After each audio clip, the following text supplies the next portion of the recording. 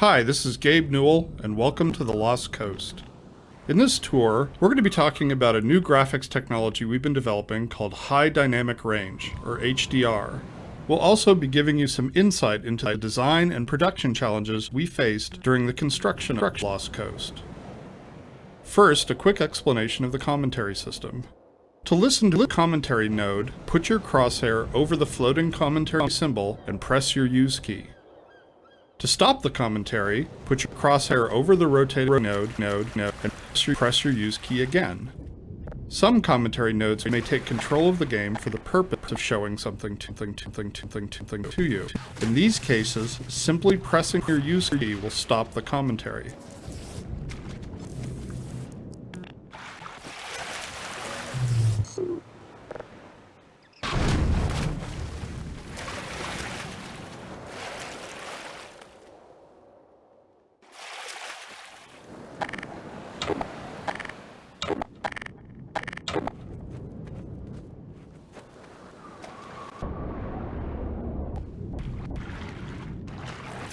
With conventional rendering, seen here on the left, if something on the screen is 20% reflective, like the wet sand, then the maximum reflected brightness could only be 20% of the maximum brightness of your monitor.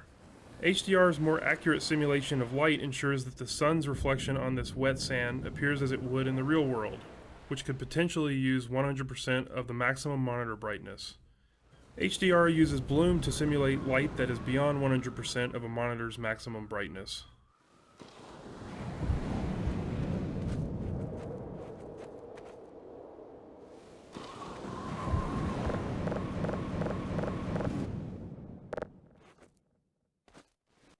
Nothing sadder than an empty crab pot.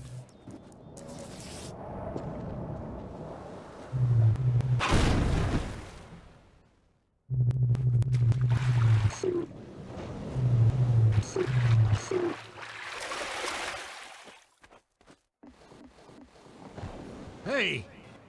You there? Wait a minute now, aren't you? You are. You're that scientist chap, freed Fishman. Am I right? You must be here to take on the Combine. Not sure what one man can do, but no other reason to visit St. Olga at a time like this. I'll take you to where they made their base, or as far as I can, at any rate.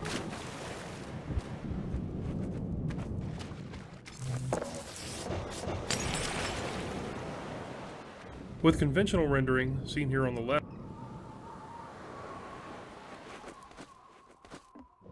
The process of building characters in Half-Life 2 taught us many things. By the end, we believed we'd figured out a more effective process for designing and constructing characters. This fisherman is the first character we built using that process. Design-wise, the fisherman was focused on showcasing HDR and the way light falls on human skin. The highlights on his forehead and nose are good examples of specularity on human skin. You can see how the wrinkles on his cheeks and around his eyes are an example of how we can use normal maps to add depth. Production-wise, the fisherman was built using a similar process to the rocks you saw on the beach. We modeled a 3D character at a very high detail, then extract much of the physical information and store it in the textures.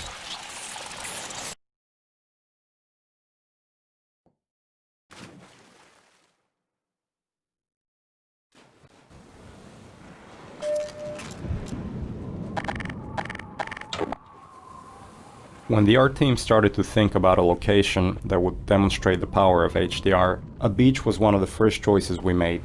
The visual relationship between the sky, the water, and the rocks is something we could not achieve without HDR. In order for high dynamic range to correctly simulate the light's interaction with the surfaces around you, like these wet rocks, we needed more precise information about the surfaces than we've had in the past. And now going forward, we're modeling textures in 3D packages to ensure that the physical information encoded in the texture allows HDR to correctly bounce light off the surface. We also designed the colors and values of each surface to ensure they will be correct across all exposure levels.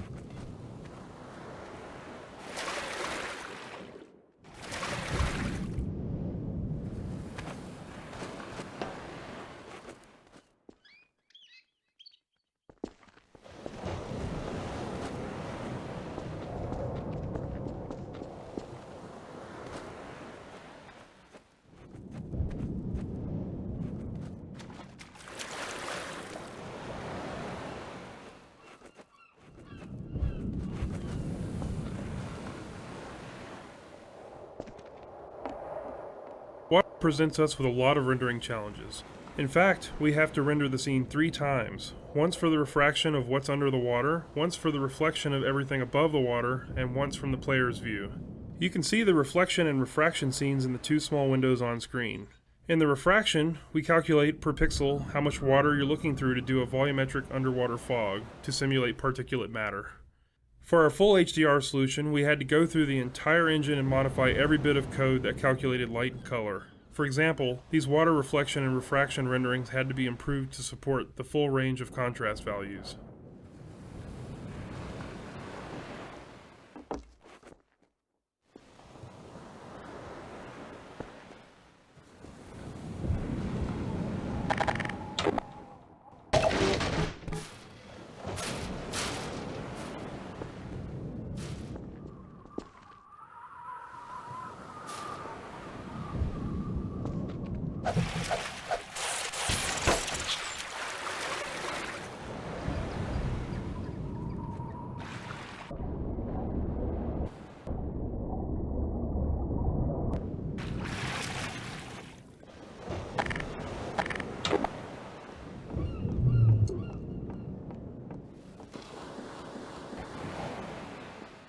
Hey!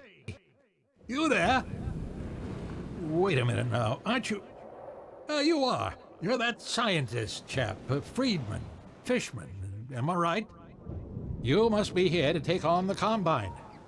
Not sure what one man can do, but no other reason to visit St. Olga at a time like this. I'll take you to where they made their base, or as far as I can, at any rate.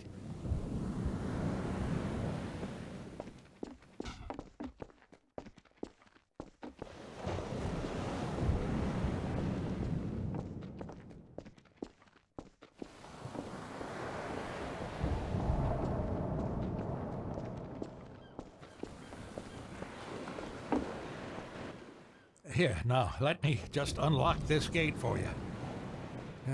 Got the key right here. There we go. Oh. Get along now, laddie. Destroy that gun and no dawdling.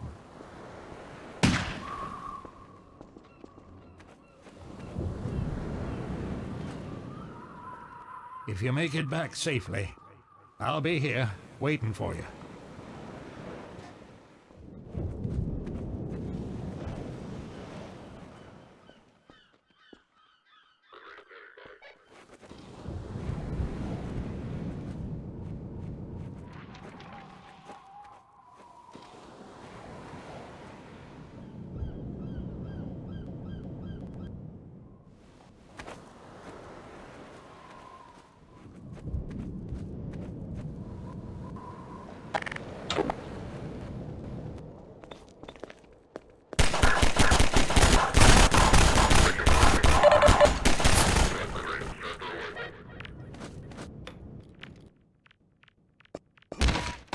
Hurry, lad, get up the path. Automatic medical systems engaged. Administered. There's a path up the cliff. Step left.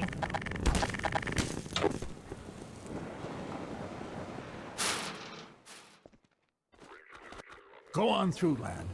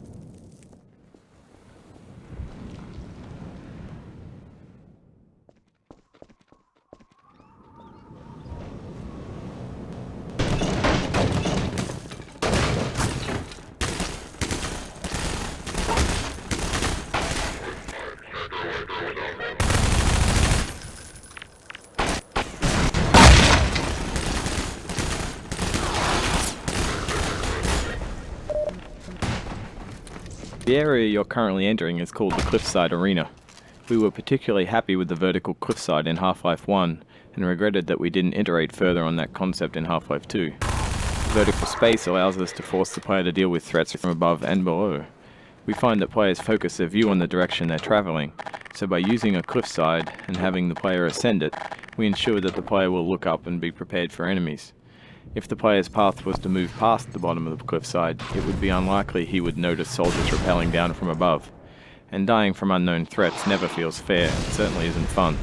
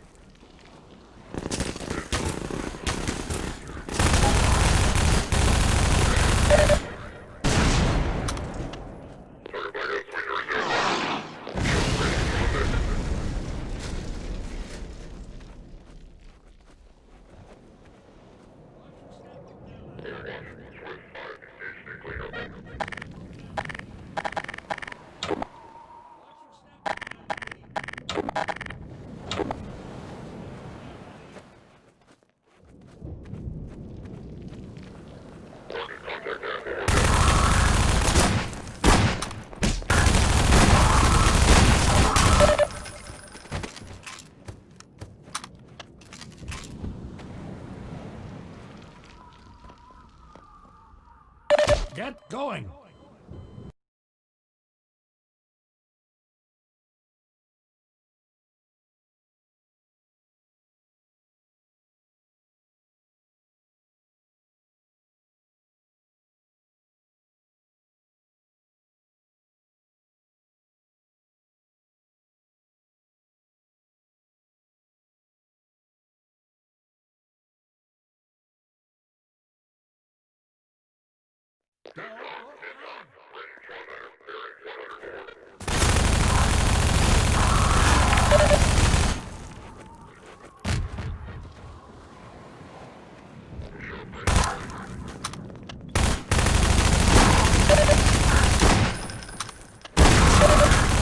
Ammunition depleted.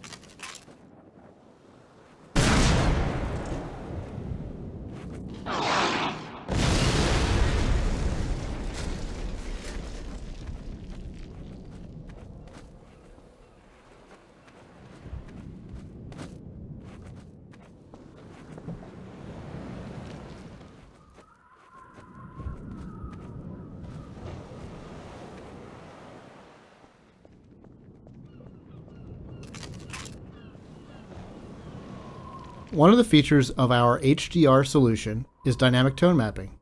The easiest way to think about dynamic tone mapping is that it's a method of simulating the way the human eye reacts to light. In the real world, you've probably walked into a dark room and noticed your eye adjusting to the darkness, letting you see better after some time. Or you've walked out into a bright day and been blinded by the sun, only to have your eye adjust and allow you to see normally.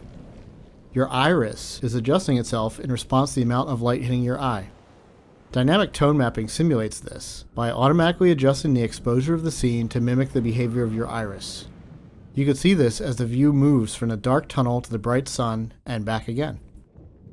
Here, you can see the way we calculate the amount of light hitting the player's eyes.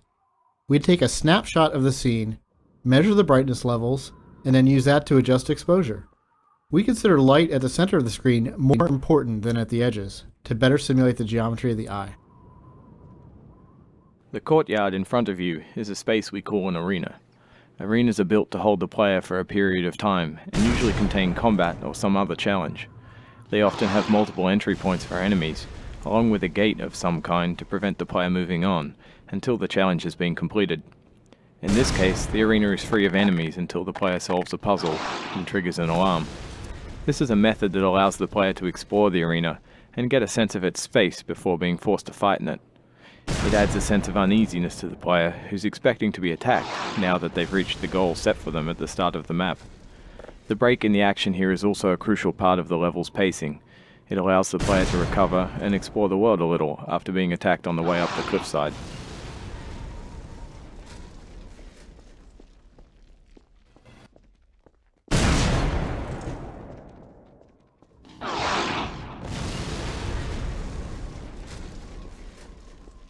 The source engine supports a wide variety of shaders.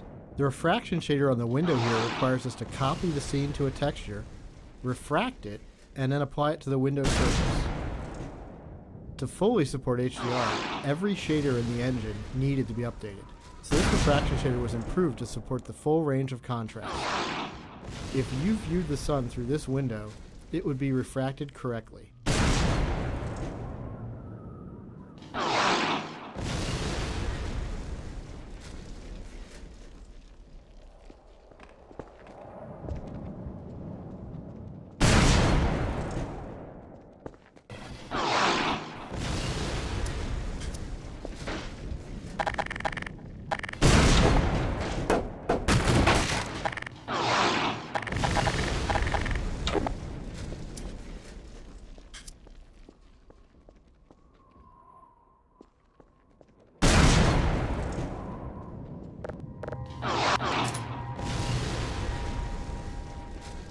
We wanted to transition from a bright, wide-open space into a tighter, closed one to showcase HDR's dynamic tone mapping.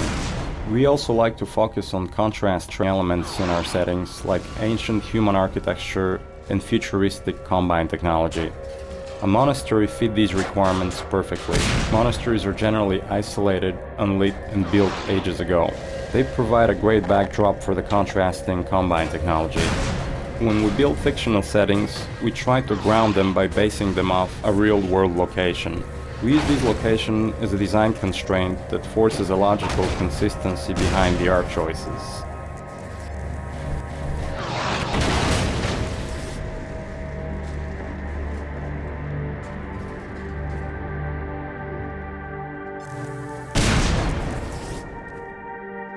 Our games are filled with things we call gates, which are essentially just challenges that the player must overcome to drive the experience forward. We used a puzzle here since the player has been through combat and exploration recently. When we design challenges, we try to ensure that the player's goal and the action required by the player are both fun. It's not hard to create interesting goals for the player, like stopping this machine from shelling the nearby village, but the action required by the player to solve the challenge needs to be fun as well. So instead of something menial, such as hitting an off switch, the player gets to use physics to jam the gun's mechanism and cause it to break.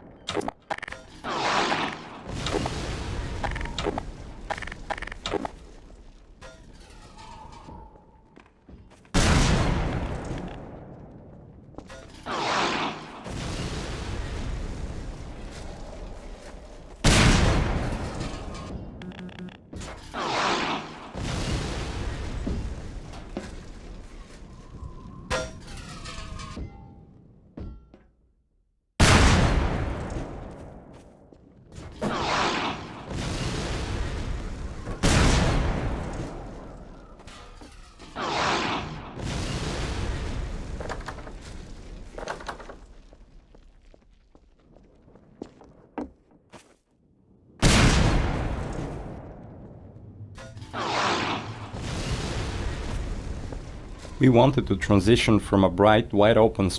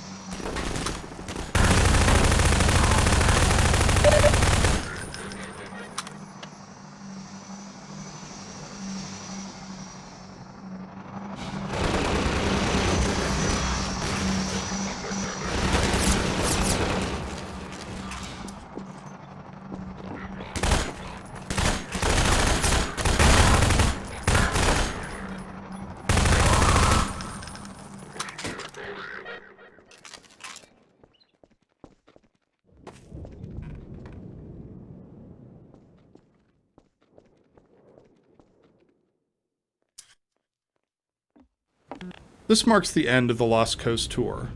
This has been an experiment on our part to see if our community would find it interesting to learn more about our development process.